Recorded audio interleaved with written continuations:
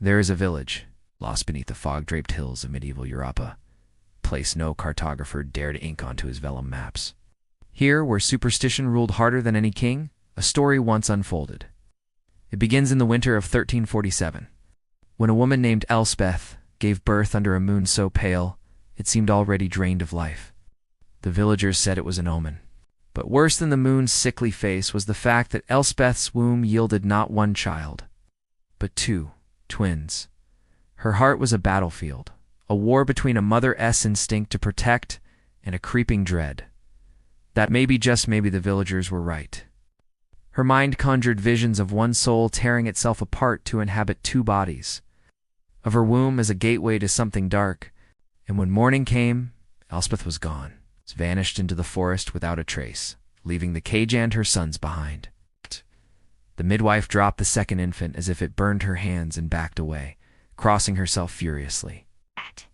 And in that moment, the fate of the children was sealed not by their birth, but by the shadows that stirred in the minds of those who watched. The priest arrived before the blood had dried. His voice trembled as he spoke of ancient laws, of the book of shadows that spoke of twins as a crack in the divine order, a sign that the mother's womb had been touched by demons. But her pleas were useless. In it, something stirred. The villagers claimed later that they heard crying not from the children, but from the woods themselves, as if the forest mourned what was about to happen. The execution was postponed. Nature itself seemed to rebel.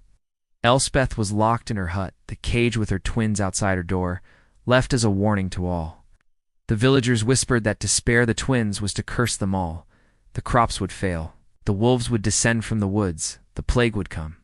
And so they dragged the mother and her infants to the edge of the village, where the gallows leaned crooked against a cold sky. There was no rope for babies.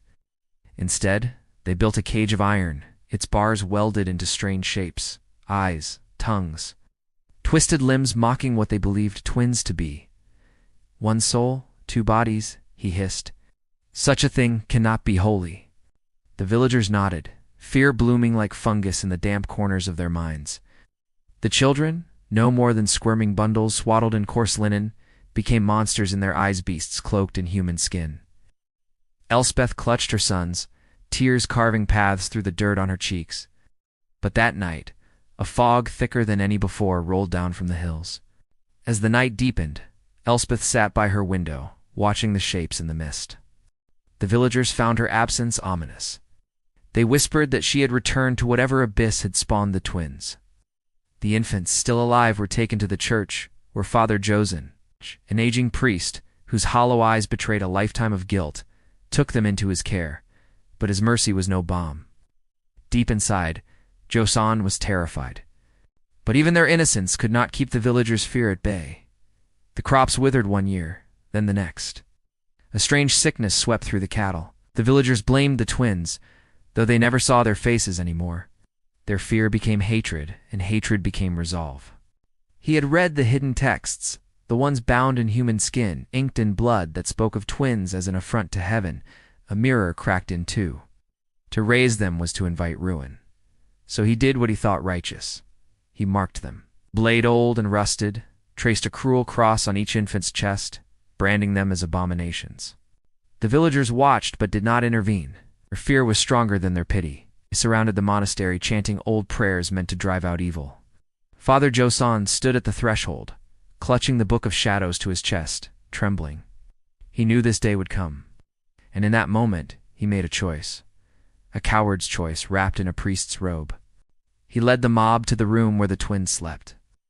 As years passed, the boys grew in shadows. They were fed, clothed, taught to pray, but always in isolation, hidden behind heavy doors and thick stone walls. And yet the two brothers, Marius and Teobald, shared a bond beyond words. A silent communion of thoughts, a mirror in each other's gaze. At night, when the winds howled through the cracks in the monastery walls, they would sit together, their small fingers entwined, feeling the beat of their twin hearts. One night, when the sky burned with the eerie green of an aurora, an omen in itself, the villagers gathered with torches and pitchforks. The door cracked open. The light of 100 flames spilled into the small stone chamber, illuminating two pale faces that stared unblinking at the approaching mob. Marius and Teobald did not cry. They did not scream. The sight of the two boys, so still, so alike, so calm in the face of death, struck a chord deeper than fear. It touched shame.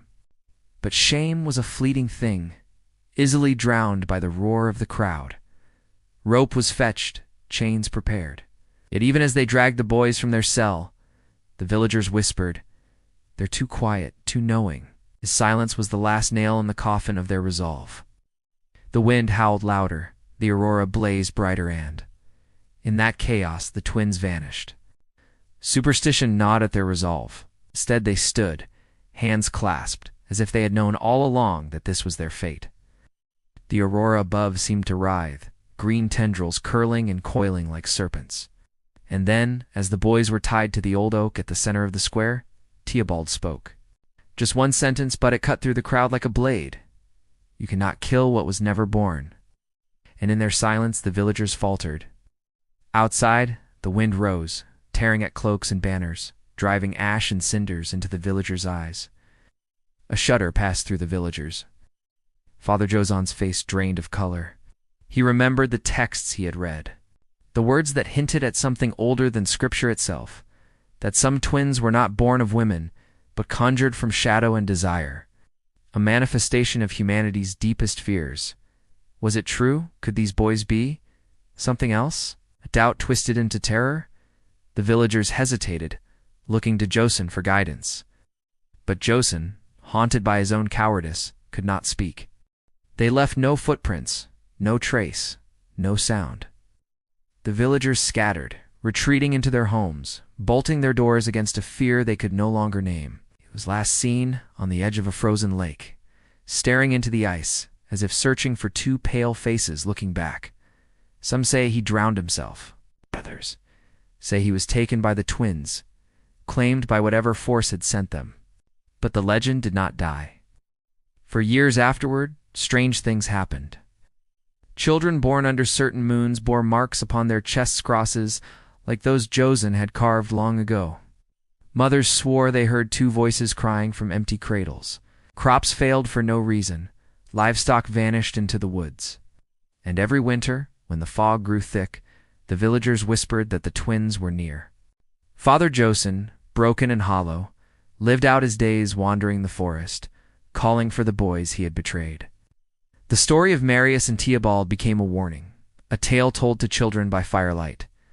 But beneath the fear and superstition, something darker lingered, a truth no one dared speak aloud. That perhaps the twins had never been monsters at all. Was this a blessing or a curse returning? Perhaps it was the villagers' fear, their cruelty, that had made them so. And perhaps even now, in the silent places of the world, two brothers walk together, unseen, bearing the scars of a world that could not accept them. And so, even as centuries passed, whenever a woman bore twins, the midwives still crossed themselves, still looked to the shadows beyond the door, and still wondered,